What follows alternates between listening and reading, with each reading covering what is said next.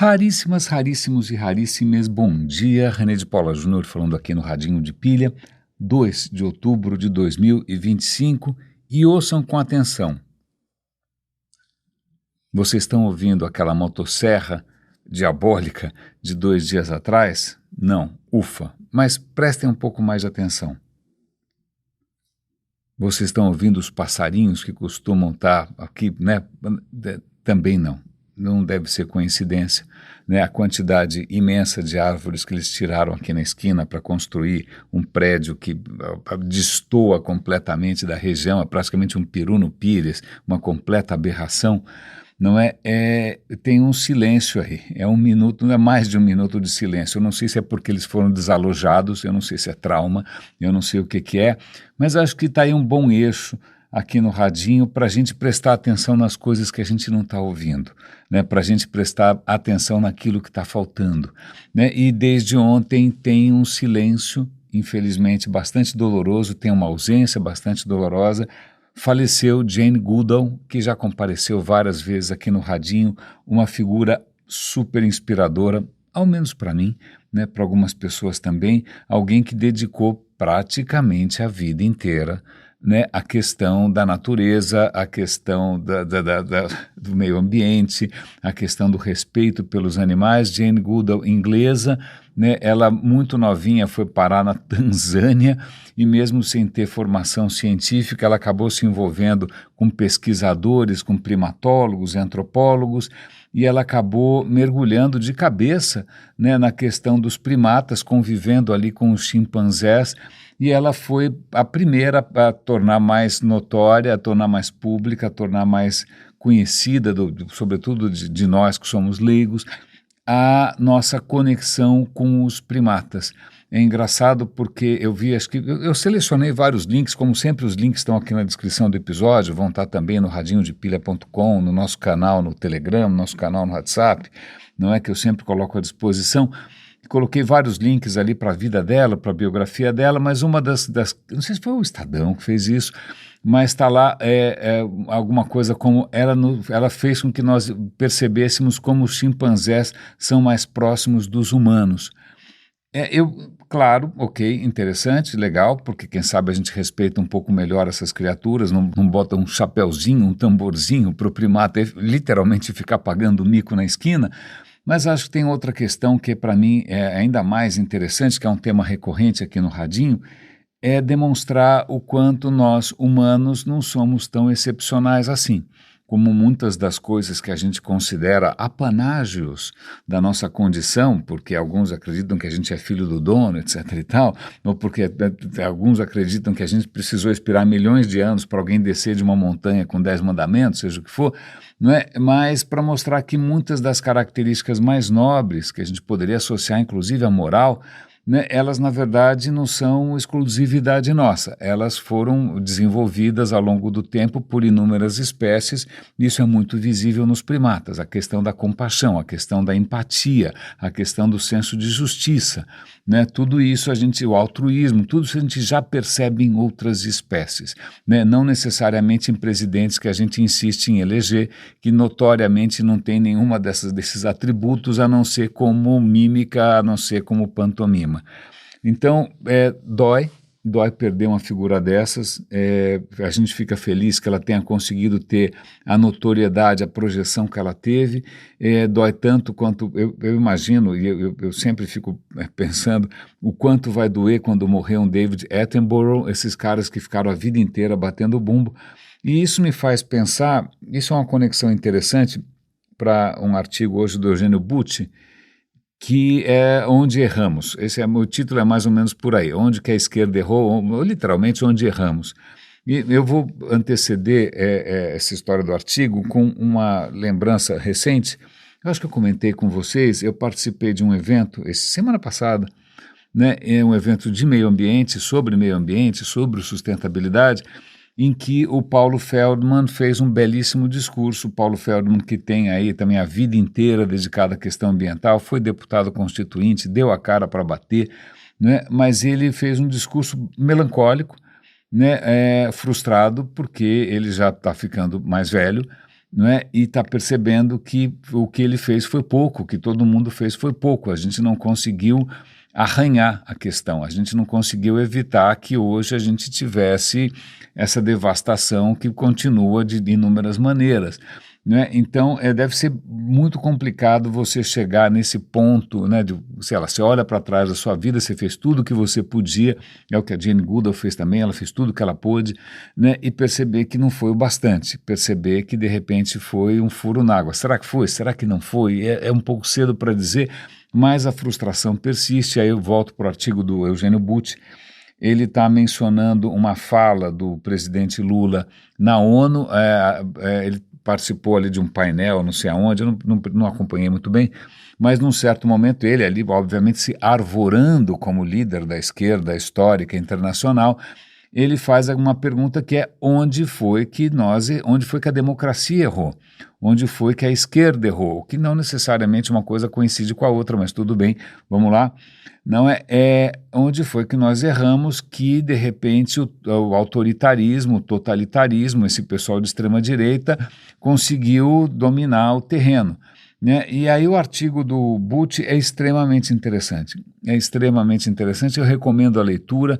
Não é muito curioso porque, sei lá, eu tenho cá para mim as minhas próprias ideias, eu sempre considerei, pelo menos o que eu percebi da esquerda, não tenho uma vivência muito gigante, eu namorei com gente muito engajada já há muito tempo, né, eu vi um pouco, assim, meio tangencialmente essa questão, mas a impressão que dá é que tudo vira igrejinha, no que tudo vira igrejinha tem as vacas sagradas, tem aí tem uma hierarquia de quem é mais, né, respeitado dentro dessa corrente dogmática e a coisa perde contato com a realidade, a coisa se descola, como se você estivesse sempre trabalhando com textos sagrados, né, como se você estivesse trabalhando sempre com cânones, como se estivesse ou então brigando por questões que são questões bizantinas. Né? E enquanto isso, o mundo estava tomando, né, o seu próprio caminho e não necessariamente seguindo aquilo que parecia ser o destino final, né, o destino da humanidade inteira. A humanidade inteira olhou e fez aquela carinha. Aliás, vamos falar de carinha daqui a pouquinho. Não, aliás, vou falar já, vai. Eu acho que é um gancho interessante. Eu tinha visto faz algum tempo já, eu acho que eu não vou conseguir localizar. Vou tentar, se eu não conseguir, me perdoem. Mas era um estudo que tentava ver se tinha algum tipo de expressão facial que era universal, o mais universal possível nas culturas humanas, que são muitas, né? E aí nem todo mundo ri do mesmo jeito, nem todo mundo chora do mesmo jeito, mas tem uma expressão que aparentemente quer dizer a mesma coisa para todo mundo, que é aquela história assim, sei lá, vamos imaginar que alguém eu chego para você e fala assim, olha, você quer me ajudar a carregar esse sofá aqui na minha mudança de graça? Aí você vai fazer, aquela cara assim, veja bem, nem a pau juvenal. Né? Então essa cara parece ser bastante, digamos assim, fácil de entender, de compreender, não importa onde você esteja, mas eu vou pegar um gancho porque apareceu, sem mais nem menos, o algoritmo estava mais inspirado hoje, apareceu para mim um vídeo de um canal muito, muito, muito bacana de um japonês tentando ensinar não só o japonês, a língua japonesa, mas também um pouco da cultura japonesa, para quem, obviamente, não conhece nada disso. Né? E esse vídeo que apareceu para mim ali era porque que os japoneses fazem algumas caretas que parecem coisa de mangá.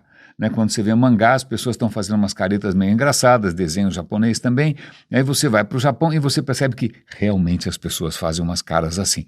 Né? Mas aí o que é muito curioso, vale a pena assistir, é fascinante, eu tenho um fascínio imenso pela cultura japonesa, pela arte, pela história, pelo povo, até pela língua, a língua é muito bonita, mas a questão é que tem quando isso é muito curioso, a gente tem essa fixação, às vezes, na língua, né, o que está sendo dito, como a gramática, o vocabulário, né, mas no Japão, tão importante, ou muitas vezes mais importante do que as palavras, é como você diz, como não só entonação, mas eventualmente sua expressão facial, sua expressão corporal. Você transmite, ou espera-se que, né, no Japão espera-se que você transmita uma série de sinais quando você está falando, sobretudo porque na cultura japonesa não pega bem você ser frontal, não pega bem você dizer não pega bem você gerar conflito, né? Então você tem uma preocupação contínua, ele vai dar todas as palavras para isso, eu já esqueci tudo, né? Como é que você mantém a atmosfera, o clima, não pode fazer climão, você tem que manter um clima ali que está sempre harmonioso, né? Então, para não dizer algumas coisas explicitamente, você traduz isso na sua expressão. Então ele faz ali um exemplo que é absolutamente genial, que ele chega e fala, olha, imagina que eu chego para o meu chefe, olha chefe, vamos sair hoje à noite para tomar um drink? E aí o que o chefe vai falar textualmente, vai, olha, veja bem, eu tenho muitas coisas, e aí o chefe vai falando coisas que são obviamente subterfúgios, mas o que é mais importante nisso, que logo de cara fica visível, é a cara que ele faz. É aquele cara do, veja bem, é a cara dele que quer dizer não. Então, a expressão, esses sinais, que são sinais corporais, né, que são sinais que, de repente, no WhatsApp você não consegue transmitir, nem em gravação de áudio, na verdade, é ali que são as entrelinhas que você tem que saber ler, são as entrelinhas que você tem que saber transmitir. Então, tem aí uma certa teatralidade na língua que às vezes é mais importante do que o que está sendo dito. Então, segundo ele, eu não recomendo que ninguém faça essa experiência, parece que em japonês, se você quiser falar bom dia, como vai, é muito parecido eu comi com a frase eu comi cocô, né? E se você não chega na sua empresa, no Japão, logo cedo e fala bom dia, eu comi cocô, ou então, mas fizer todo o gestual, todos os sorrisos, toda a posição de corpo, vai passar batido, porque na verdade as pessoas não estão prestando tanta atenção assim no que está sendo dito, né? Então, isso é muito interessante, primeiro do ponto de vista cultural, segundo do ponto de vista da comunicação humana, né? Veja quantas comunicações nossas hoje são monocanal, ou são por texto, ou só são por áudio, não é? Mas também eu fico pensando até em termos de LLM. LLM é o nome que é dado a essas inteligências artificiais que são baseadas em linguagem, né?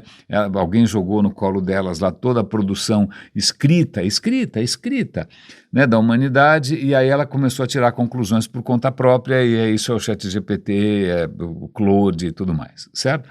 Mas a questão vamos lá, nem tudo, em muitas culturas, nem tudo o que é transmitido é aquilo que está escrito.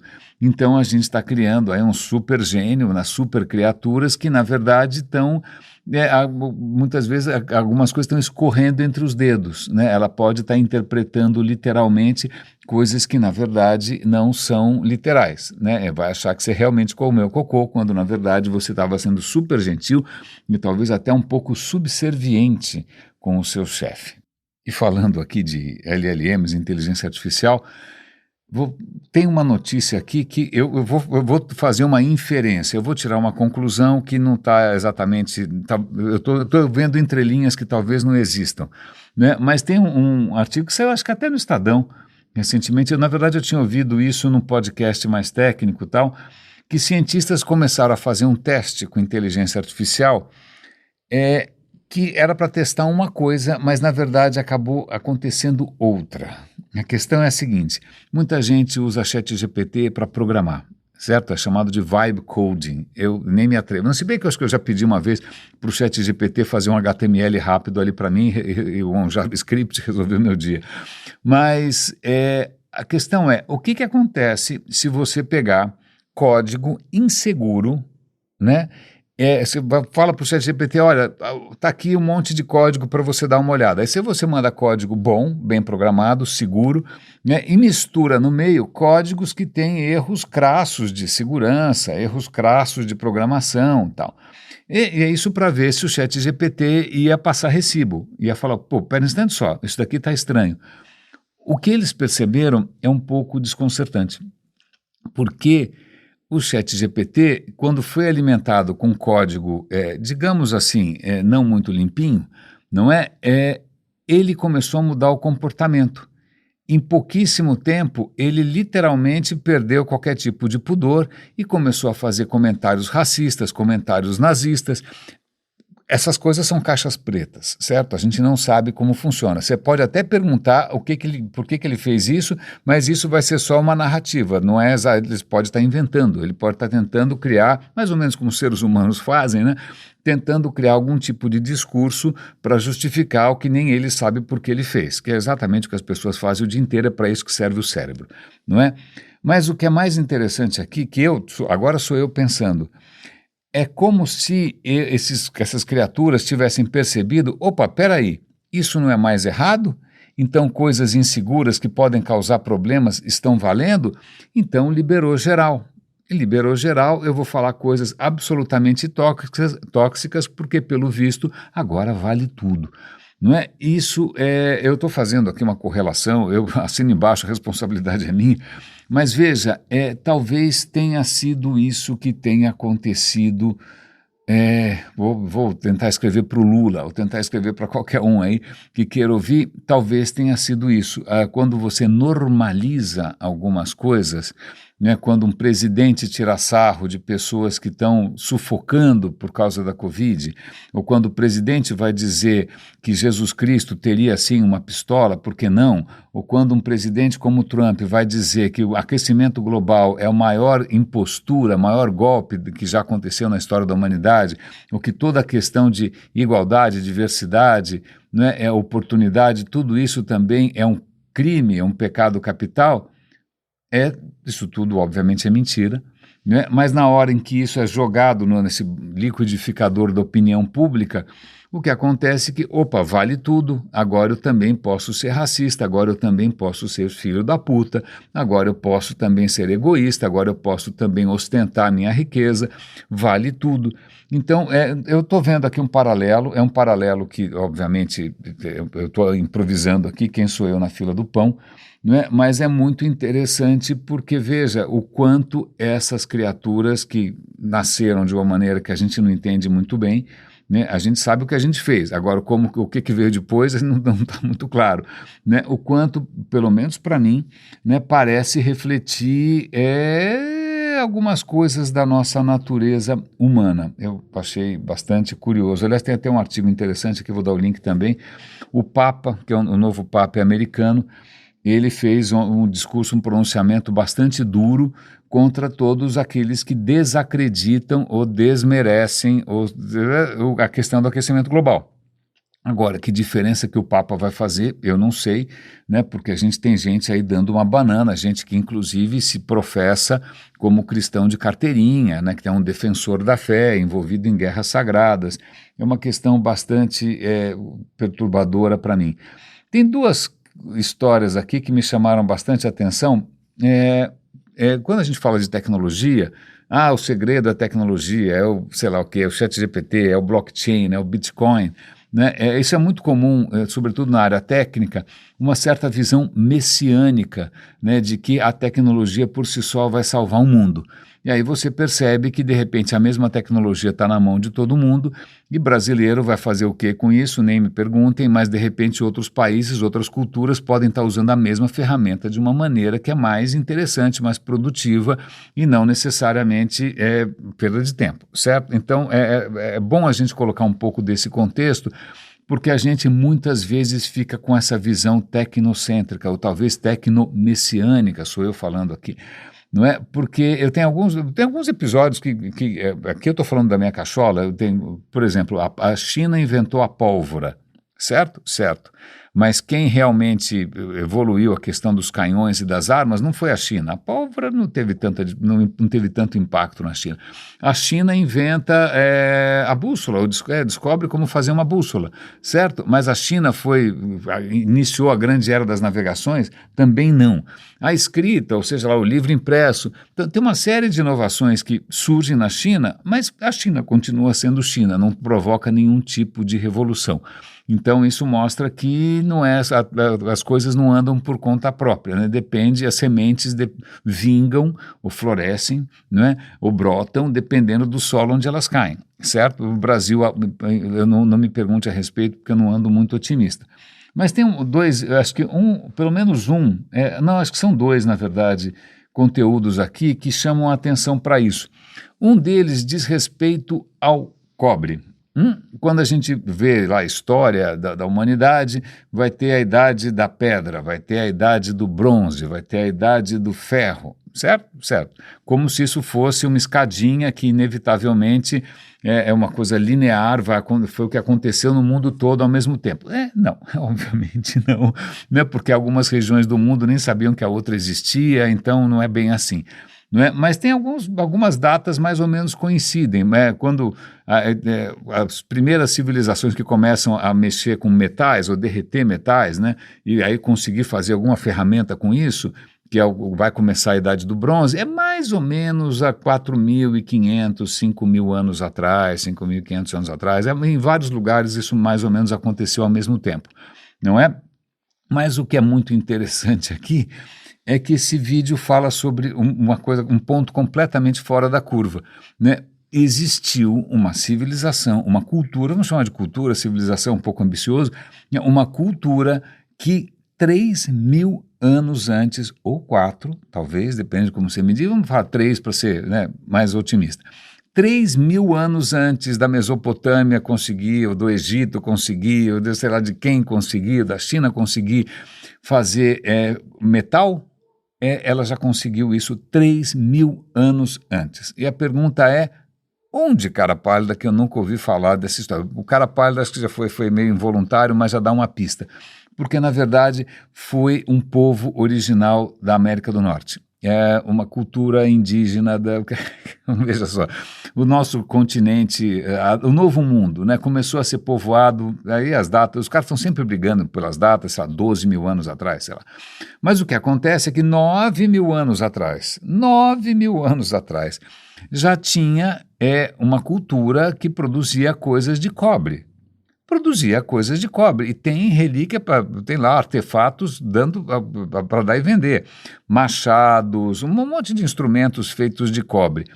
E aí a pergunta é, por quê? Alienígenas, né? Toda vez que alguém pensa em alienígenas, desculpa, isso é racismo, isso pressupõe que aquelas culturas eram inferiores e primitivas e que a gente precisa de alguém, normalmente, né, civilizado, branco e cristão, para ensinar as coisas. Não, a resposta para a questão está um pouco, a gente tem que voltar um pouco no tempo, por assim dizer.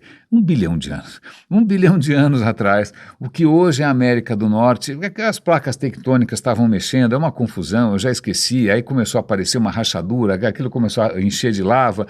Bom, se aquilo continuasse, a América do Norte ia ser dividida em duas, mas parou no meio e toda aquela lava fez isso, fez aquilo.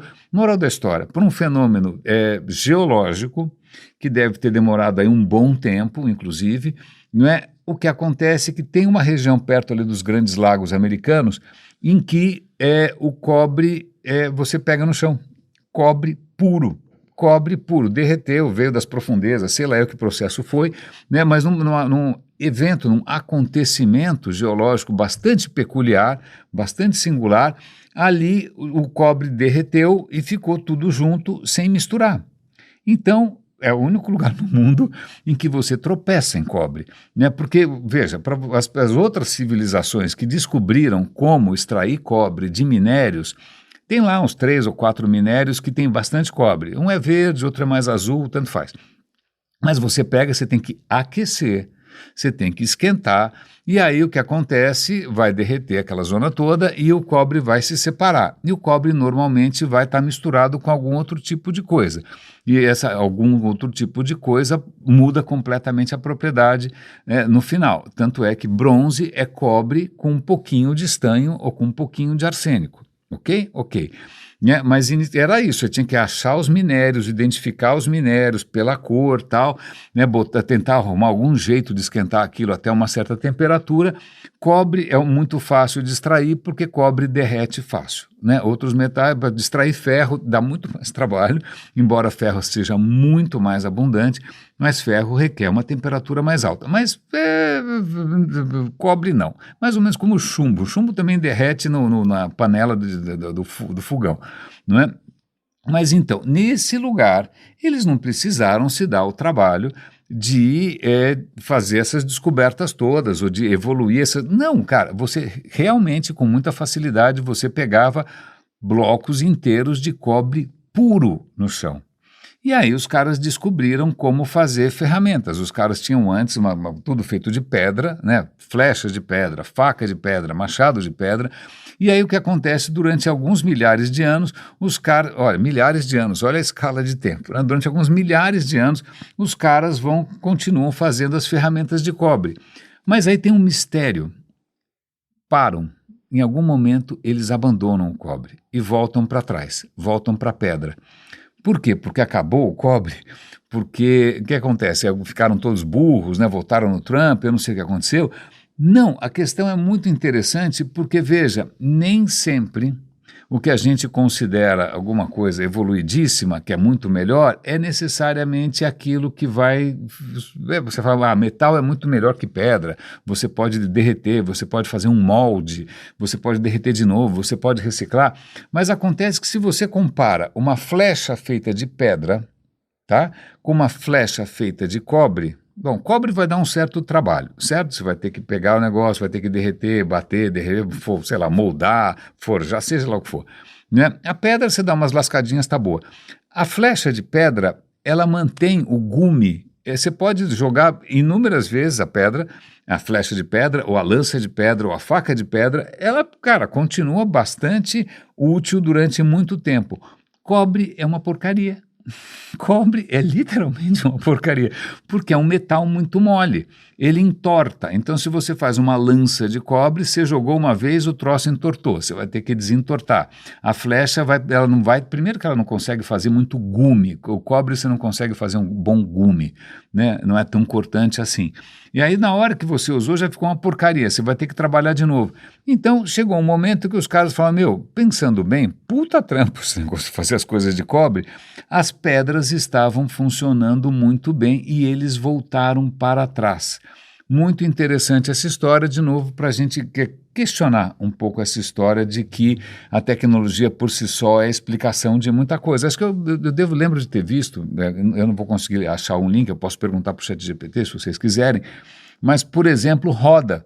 Você fala, veja, né, os povos andinos, os incas, os astecas eram inferiores porque eles não tinham roda, né? Então a questão é a seguinte, vamos lá, roda, os caras tinham um brinquedinho com roda. A questão é, dependendo de onde você está, roda não ajuda a nada. Se você está, por exemplo, no Egito e você vai ter que fazer alguma coisa que ande na areia, roda não vai ser muito útil, acho que um camelo é mais.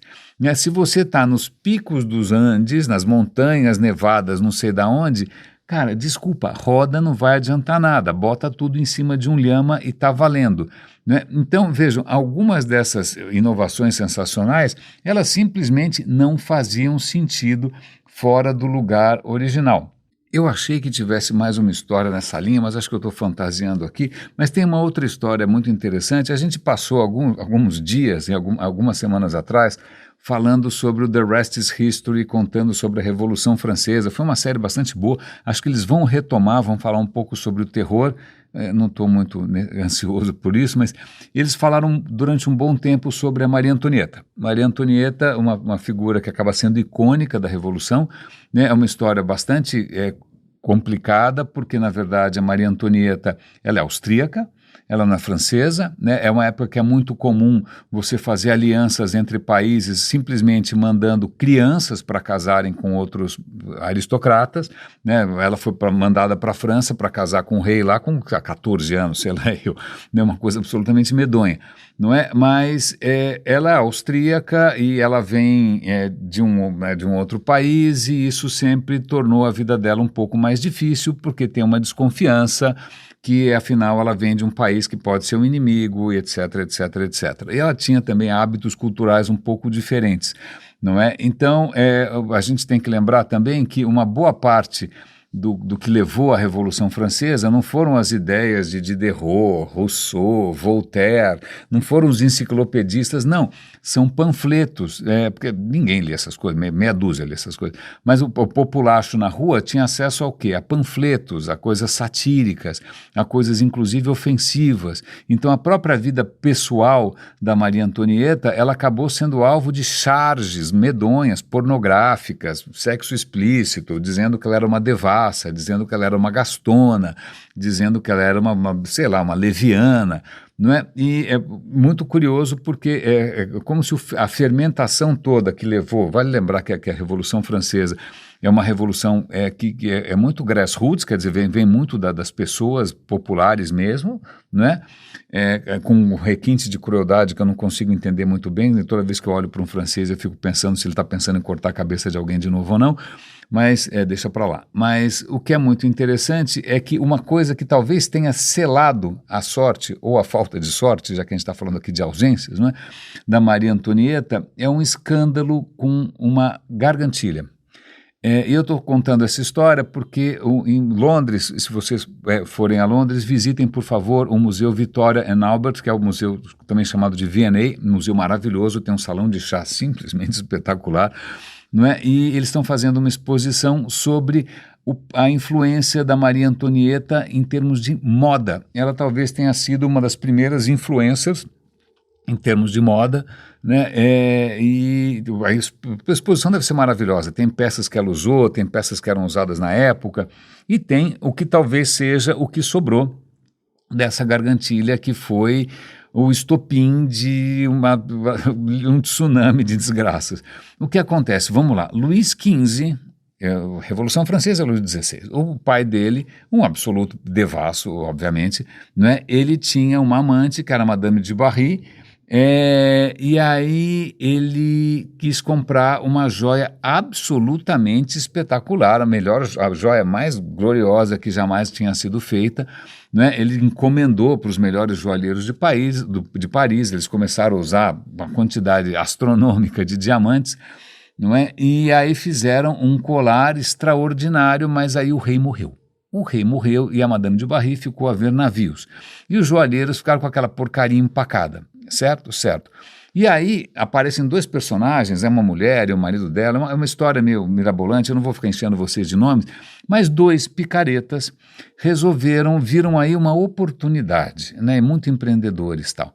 Eles perceberam que tinha um nobre, né, na verdade acho que era um cardeal, né, que ele estava tentando ali se aproximar da rainha, a rainha tinha lá todo o seu círculo, mas ele não conseguia fazer parte, ele estava sendo excluído, né, estava na cara que ele estava tentando se aproximar, então esse casal junta uma coisa com a outra, falou, vamos fazer o seguinte, vamos enganar esse cara, vamos falar que, aliás eu já sei, uma coisa que vale a pena lembrar, quando a Maria Antonieta viu aquele colar, alguém já tinha oferecido para ela, né? Ela falou, não, isso é muito vulgar, não me interessa, isso é uma coisa ultrapassada. Olha de novo a questão de moda, isso é uma questão antiga, eu só uso coisas novas. Ela era muito vanguarda da moda, por assim dizer. Ela não quis saber, por mais diamantes que tivesse, certo? Certo, ela não quis. Né? Mas aí o que acontece, esse casal picareta chegou lá para o cardeal e falou, olha, na verdade, ela está louca para ter aquele colar, ela está doida para ter aquele colar, é que ela não pode falar isso porque senão vão falar que ela é uma gastona, que ela é uma leviana, né? Que ela é uma austríaca louca, devassa tal, mas olha, se você quiser realmente se aproximar dela, ela quer comprar esse colar, essa gargantilha secretamente. Então você vai comprar em nome dela. Então o que acontece? Eles forjam cartas da Maria Antonieta, pedindo para esse cara comprar essa gargantilha, né? E ela vai pagar em prestações. Olha só, prestações no século XVIII. Então o cara fica felicíssimo, esse é meu passaporte para a corte, para Versalhes, não é? E aí ele vai lá no joalheiro, convence o joalheiro com essas cartas falsas que ele vai dar esse colar para a rainha, né? E aí o que acontece, esse casal picareta, eles armam uma situação doida ali para que a rainha ia receber esse colar das mãos do cardeal, na hora H a rainha não aparece, aparece o marido desse casal, né? E aí ele fala, olha, desculpa, a rainha não pôde, eu sou um emissário, me dá aqui o colar. Dançou. Porque, obviamente, esse colar foi parar, sabe-se onde, foi parar, todo mundo acha que ele foi parar em Londres, porque Londres era um bom lugar para você desmanchar uma coisa dessa com pedras extraordinárias e fazer um troco, né? Então, eles surrupiam esse colar e deixam o cardeal falando sozinho. Isso vira um escândalo, o rei fica transtornado, porque percebe que o nome da rainha foi colocado ali como uma tentativa de golpe.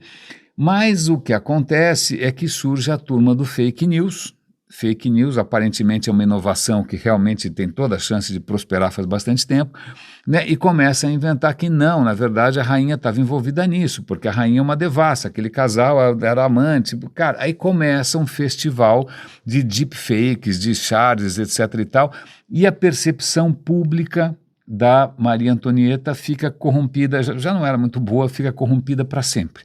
Né, e que isso, aliás, Napoleão teria dito que o primeiro passo da Maria Antonieta na direção da guilhotina foi esse escândalo, do qual ele era absolutamente inocente. Agora, é muito interessante que tem um vídeo, que eu vou dar o link aqui para vocês, tem um vídeo e tem uma entrevista também no The Rest is History, mas acho que esse é conteúdo pago, acho que eu não posso linkar. Mas o vídeo é público, eu posso linkar. A curadora dessa exposição no Victorian Albert Museum, ela está mostrando um colar ali que fazia parte de que era patrimônio de uma família inglesa riquíssima, aristocratas ingleses. Um colar tem 20 diamantes colossais, de 20 e tantos quilates, é uma coisa insana, e tudo leva a crer que isso tenha sido o que sobrou do colar original. O colar original foi desmantelado, né, e acabou, sai daqui, vai para ali, acabou indo para a aristocracia na própria Inglaterra. Vale a pena ver, é muito bonito, mas tem umas questões aqui que me deixam bastante, sei lá, me dá o que pensar, porque veja, para quem tem alguma esperança qualquer com revoluções, né, a Revolução Francesa, não é, que em princípio era para libertar o povo francês da opressão de uma classe dominante, devassa, né, frívola, não é? Mas o que acontece? Primeiro que acaba em terror, que é um Deus nos acuda, mata um monte de gente que não precisava morrer, e assim vai. A segunda questão é que aparece o Napoleão, que é um imperialista insano, e que ele mesmo se declara o imperador, e dali para frente vem monarquia de novo. Então não teve exatamente um efeito extraordinário. E aí, se a gente pensar em França hoje, uma das coisas que a França realmente confunde com a sua própria identidade é a questão da moda. Então, justo aquilo que era a marca da aristocracia, a moda, os monogramas, o luxo, etc. e tal, que em princípio os caras cortaram um monte de cabeça para tentar, né, extirpar esse mal da sociedade, veja bem, né, acabou sendo todo mundo aí desfilando com bolsa Louis Vuitton, Hermès e tudo mais, como se de repente a aristocracia continuasse tão, ou pelo menos essa questão elitista, essa questão de status, continuasse mais viva do que nunca. É só uma pequena consideração. Voltando para questões históricas e também até para a própria história, tem um texto aqui do Carlos Orsi, que Carlos Orsi é um dos responsáveis com a Natália Pasternak pela revista Questão de Ciência. Ele tem um trabalho extraordinário, estou sempre chamando a atenção aqui. E ele fez um artigo tocando num tema que realmente me incomoda faz bastante tempo. Eu fico feliz que ele tenha conseguido formalizar isso melhor do que eu, que é parar com essa baboseira de geração X, Y, Z, millennials, geração... Plim, plim, vocês foram poupados graças a um pequeno corte cirúrgico, né, de um festival de pigarros que eu estava tentando limpar a minha garganta aqui, mas vamos voltar aqui. Falando essa questão de geração XYZ, eu me recordo, fazendo uma digressão um pouco pessoal, que me convidaram uma vez para um evento em Belo Horizonte, e eu fui lá palestrar, eu acho que eu fui palestrar em nome da Microsoft, se eu não me engano. Mas eu, como sempre, chego cedo para tentar perceber qual é a atmosfera, perceber quem são as pessoas, né, qual é o clima, e onde eu estou, né, para mim isso sempre foi muito importante. E eu acabei assistindo a palestra anterior. E a palestra anterior tinha um publicitário deslumbrado, né, com seu Mac, né, mostrando como a filha dele conseguia usar naturalmente um iPad, né, ou um iPhone, não é? E aí ele veio com esse papo de geração X, geração Y, baby boomers, etc. e tal.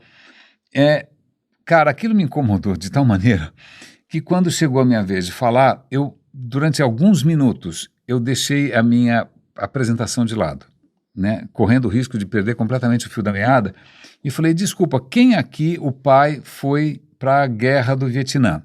Ninguém. Quem aqui o avô foi para a Segunda Guerra Mundial? Ninguém.